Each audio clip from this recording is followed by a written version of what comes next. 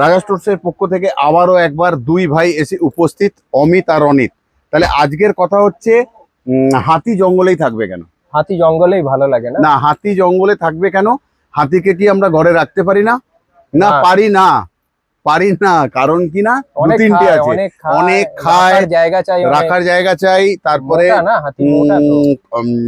খায় দায় অনেক বেশি, তো বললি দাম অনেক বেশি, পাবো কোথায়, অনেক প্রশ্ন।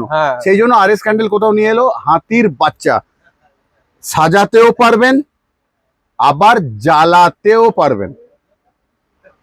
হাতির বাচ্চা, বেশি নয়, মানে দামও নয়, এরকম ছোট ছোট হাতি, কিন্তু জ্বলবে কতক্ষণ? 2 ঘন্টা বার্নিং গ্যারেন্টি।